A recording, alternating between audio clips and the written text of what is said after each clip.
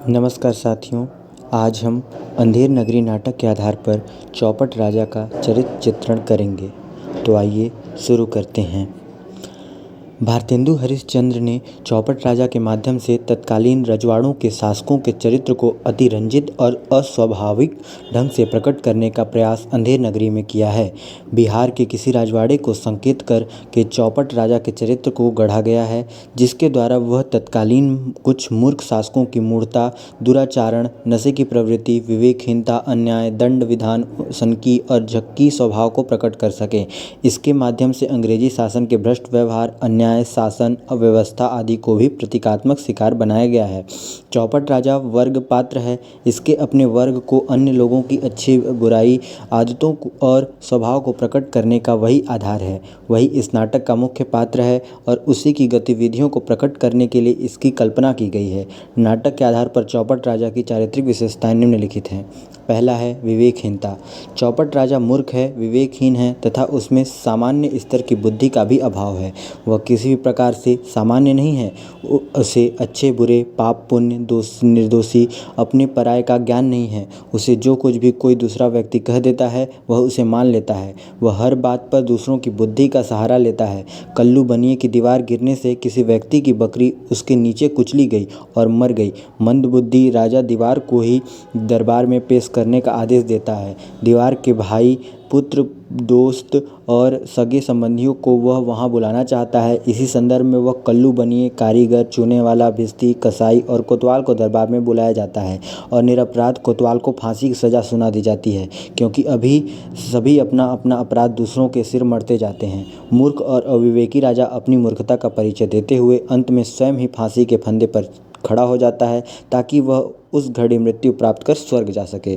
दूसरा है नशेबाज। चौपट राजा नशा करने वाला व्यक्ति है। नशे में चूर होने की अवस्था में उसे कुछ भी अच्छा बुरा नहीं सोचता। दरबार में वह नशे की अवस्था में विराजमान है और तब भी बार बार शराब पीना चाहता है। राजसभा में जब एक नौकर उसे पान देता चाहता है तो उसे नशे के कारण वह नहीं समझ पाता कि वह क्या चाहता है।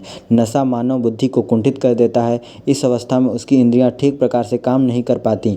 वह कहना कुछ चाहता है और कहता कुछ है। शराब के नशे में चौपट राजा बकरी को बरकी, लड़की, कुबरी आदि नामों से पुकारता है। वह कल्लू को मल्लू कहता है तो चूने वाले को चुन्नी लाल और खैर सोपाड़ी चूने वाला कहकर पुकारता है। कहीं कहीं तो वह पूरा पूरा वाक्य गलत बोल जाता है, क्योंकि नशे ने उसकी बुद्धि कुंठित कर दी है। जैसे, क्यों बे भिस्ती, गंगा जमुना की किश्ती, इतना पानी क्यों दिया कि इतनी बकरियां गिर पड़ी और दीवार दब गई। क्यों बे कोतवाल, तैने सवारी ऐसी धूल से क्यों निकाली कि गडरिये ने घबराकर बड़ी भेड़ बेची, जिससे बकरी गिरकर कल्लू बनिए दब गए। निर्णय विहीनता। तीसरा, चौपट राजा मूर्ख है। उसकी अपनी बुद्धि काम नहीं करती, इसलिए वह मंत्रियों के हाथ ही कठपुतली है। वह उसे जैसे नचाना चाहते हैं वैसे ही नाचता है। मंत्री के मुख से निकली बात ही वह पूरी करता है। नाटक में गडरिये की बात सुनकर जब मंत्री को लगता है कि मूर्ख राजा सारे नगर को कहीं फूंक देने या फांसी पर लटका देने का आदेश न दे दे, उसका पूरा ध्यान कोतवाल की ओर मोड़ देता है, जिस कारण कोतवाल को फांसी की सजा सुना दी जाती है। चौथा, अव्यवहारिकता। राजा चौपट पूर्ण रूप से अव्यवहारिक है। वह नहीं जानता कि क्या अच्छा है और क्या बुरा।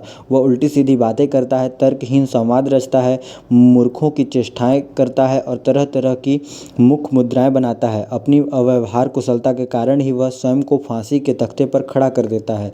उसके व्यवहार और स्वभाव को कोई नहीं समझता। पांचवा है अव्यवस्था। किसी भी राज्य में राजा को ही न्याय अन्याय का निर्णय करना होता है, लेकिन चौपट राजा, जो न्याय अन्याय की कोई समझ नहीं है, एक तो वह मूर्ख है, दूसरा सदा शराब के नशे में चूर रहता है। एक करेला, दूसरा नीम चढ़ा। बकरी मरी दीवार गिरने से और फांसी की सजा सुनाई गई कोतवाल को। कोतवाल को इसलिए छोड़ दिया गया कि उसकी गर्दन पतली और तो फांसी के फंदे में नहीं आती, और बेकसूर गोवर्धन दास को फांसी पर इसलिए लटकाने का निर्णय लिया जाता है क्योंकि उसकी गर्दन मोटी है और फंदे में पूरी आ जाती है। नगर के लोग उसकी न्याय व्यवस्था से सदा डरते रहते हैं, क्योंकि कोई नहीं जानता कि कब उन पर मुसीबत आ जाए। एक प्यादा गोवर्धन दास को इस विषय में कहता है, नगर भर में राजा के न्याय के डर से कोई मोटाता ही नहीं। चौपट राजा का नाम किसी भी प्रकार से ठीक नहीं है। छठवां, अशिष्टता। चौपट राजा को छोटी छोटी बात पर अकारण गाली देने की आदत है। गुस्से में ही नहीं बल्कि सामान्य और सहज स्थिति में भी वह गाली देता रहता है।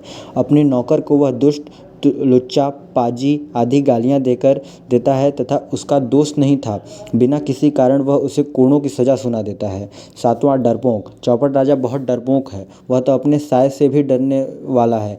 राजसभा में जब एक सेवक ने उसे चिल्लाकर कहा था, पान खाइए महाराज, तो वह यह समझ कर सुपनखा आई है अपना सिंहासन छोड़कर भाग खड़ा हुआ था और मंत्री ने उसे समझाकर वापस उसके स्थान पर बिठाया था।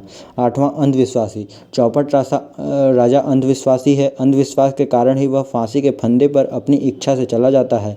महंत जी द्वारा बताई गई शुभ घड़ी से में मृत्यु को प्राप्त करके वह बैकुंठ की कामना करता है और मंत्री कोतवाल आदि से स्पष्ट शब्दों में कह देता है, चुप रहो सब लोग, राजा के आछत और कौन बैकुंठ जा सकता है, हमको फांसी चढ़ाओ जल्दी जल्दी। वास्तव में राजा चौपट मूर्ख और अविवेक है, जिस कारण अन्य सभी दुर्गुण उसमें अपने आप ही आ मिले हैं। उसे किसी भी प्रकार समाज के लिए उपयोगी पात्र नहीं माना जा सकता। उसकी सृष्टि तो मात्र विशेष उद्देश्यों को प्राप्त करने के लिए ही है। था अंधेर नगरी में चौपट राजा का चरित्र चित्रण। वीडियो को देखने के लिए धन्यवाद। Please like, comment and subscribe.